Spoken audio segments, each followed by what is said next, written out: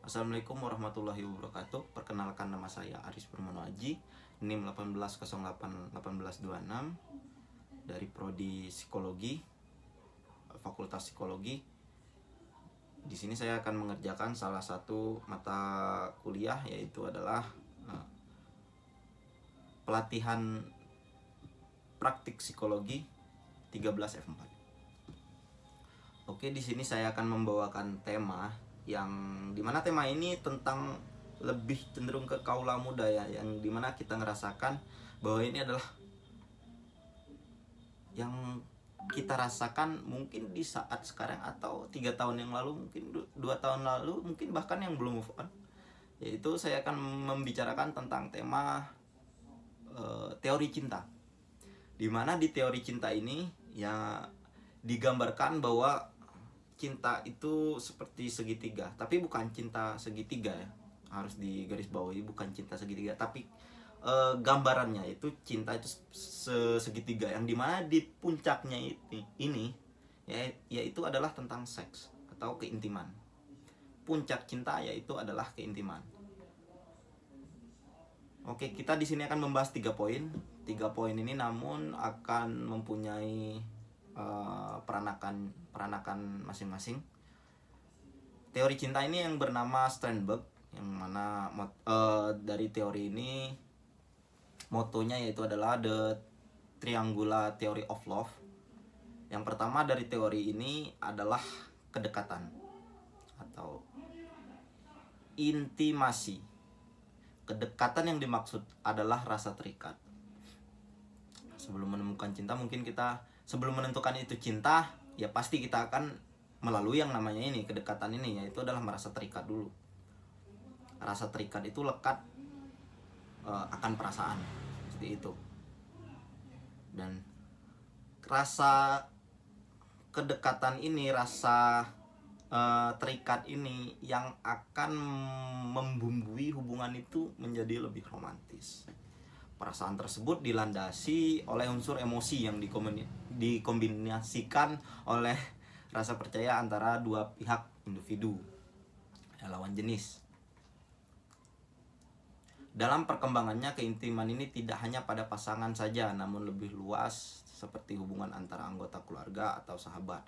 Ciri khas dari komponen ini adalah meskipun ia berada pada level rendah, namun dengan adanya intensi atau intensitas komunikasi yang terjalin dengan baik, maka keintiman tersebut akan mengalami peningkatan. Tahap pertama, yaitu teori pertama. Nah, lalu apa contohnya? Contoh dari komponen ini yaitu ada 5 faktor. Yaitu pertama, adanya komunikasi intim yang intens. Intim yang intens. Rasa ingin membahagiakan ke pasangan. 3, perasaan senang saat bersama pasangan. Nah, ini biasanya yang sering terjadi kalau kita yang baru pacaran atau baru menjalani suami istri lah. Ini lagi senang-senangnya ini biasanya ini. Perasaan senang akan bersama pasangan. 4, mengerti dan mendukung keadaan orang yang kita cintai. Ya, support system kita ya, itu of course itu is very important. 5, yaitu menghargai pasangan dan yang dicintai mereka. Nah, ini ya. Ini 5 poin ini, ingat, perlu kalian terapkan. Karena apa? 5 poin ini adalah penting sekali. Ini menandakan sebenarnya kalian itu terobsesi atau hanya sekedar suka atau emang beneran cinta. Yang kedua yaitu adalah hasrat. Teori yang kedua ini adalah hasrat. Unsur ini adalah dorong kuat untuk bersama seseorang dalam hal cinta yang didukung dengan adanya ketertarikan secara fisik dan seksual. Tentunya tidak seperti intimasi, komponen hasrat ini terbatas dalam hubungan romantis antar individu. Peningkatan hubungan ini juga lebih cepat dari komponen intimasi. Hasrat, kita membahas hasrat ini, yang dimana inilah yang seperti kayak saya tadi, unsur ini dorongan yang kuat untuk seseorang dalam hal cinta. Nah, dari hasrat ini ada 5 bagian yang mendorong bahwa ini tuh kenapa dibilang hasrat itu. Yang pertama, kebutuhan seksual. Yang kedua, keinginan kebutuhan untuk bertemu dengan pasangan. Kalau yang kedua ini lebih ke love language-nya, berarti physical touch ya. Kalau kita bahas love language itu beda lagi teori dan pembahasan, tapi saya di sini memasukkan bahwa ya nomor 2 ini poinnya adalah love language-nya itu adalah physical touch. Saling ingin diasuh dan mendominasi satu sama lain, itu poin nomor 3. Nomor 4, memikirkan orang yang dicintai.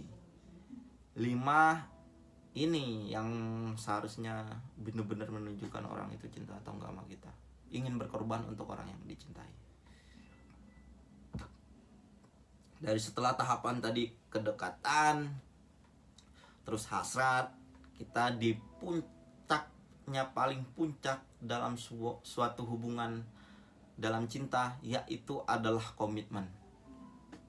Komitmen ini adalah komponen yang dikenal dengan decision, karena merujuk pada keputusan untuk mencintai dan menetapkan ingin selamanya bersama pasangan hidup. Ingat, kalau orang yang sayang sama kamu ya pasti dia akan memikirkan yang nomor 3 ini ya, itu adalah komitmen, bukan hanya sekedar ahai lalu bubar. Habis itu pura-pura nggak kenal kalau di jalan, kayak nggak pernah ya bareng-bareng kan. Nah, kalau komitmen ini udah jelas unsurnya itu untuk meyakinkan pasangan, untuk saling menjalani hidup seumur hidup itu bersamanya selamanya. Sama seperti intimasi, perasaan ini tidak muncul pada pasangan romantis, melainkan juga keluarga, hubungan kerabat, dan unsur ini merupakan puncak dari komponen cinta. Meskipun cinta itu ada berapa tahapan lagi, ada berapa cinta kita pada keluarga, cinta kita pada pasangan, cinta kepada teman, itu ada kandungan unsurnya masing-masing. Nah, komitmen ini udah mencakup semua unsur, bisa dimasukkan ke semua unsur, entah cinta pertemanan, entah cinta persahabatan, entah cinta terhadap pasangan, entah cinta kepada keluarga, entah cinta kepada abang, itu bisa dimasukkan dalam komitmen ini. Meskipun tidak secara tertulis atau secara tidak dibicarakan, kita nggak pernah membicarakan pada abang kita misalnya, bang aku pengen hidup selamanya dengan kamu, nggak pernah kan. Tapi ada dari intens komunikasi tadi membuat kita satu sama lain mengerti bahwa oh ya, dia keluarga saya, kita bakalan hidup dalam cinta untuk selamanya karena kekeluargaan. Ngerti di sini? Sampai sini ngerti untuk penjelasannya? Indikasi dalam unsur komitmen adalah rasa ingin saling mempertahankan. Nah, rasa ingin saling mempertahankan ini indikasi dari komitmen.